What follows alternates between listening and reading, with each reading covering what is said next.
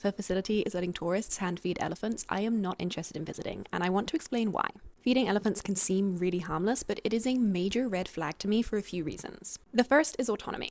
When tourists arrive at a set time to feed elephants, the elephants do not get a choice. They're generally expected to come to a set place, stand often behind barriers, and accept food from tourists whether they want to be there or not. As the tourist has paid for this specific experience, the facility has to be able to provide it, so the elephant can't decide that they would rather forage or go socialize. That lack of choice can be incredibly psychologically damaging, especially for animals who have already had so much control taken from them. Second is safety.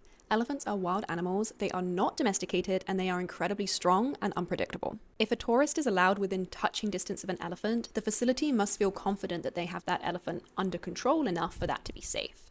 That level of control often comes from fear-based conditioning or harsh training methods. And then when accidents happen, which they do, tourists have been seriously injured or even killed by elephants in these facilities, it is often the elephant that is villainized or blamed, when really they should have never been put in that situation to begin with.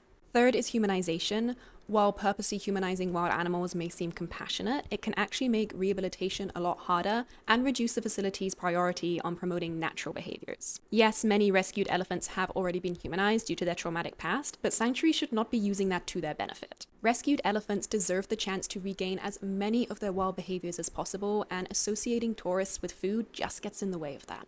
And this final reason is actually the most important to me. When tourists are taught that feeding and touching elephants is okay, that mindset spills over. It can unintentionally normalize the feeding of wild animals in general, and it makes these animals seem less wild and more appropriate to approach. And those perceptions can be really damaging to conservation long term. Ethical wildlife tourism should be teaching us respect for wild animals, not encouraging us to feel entitled to their space. And that is why I don't visit facilities that allow hand feeding, even if everything else looks good.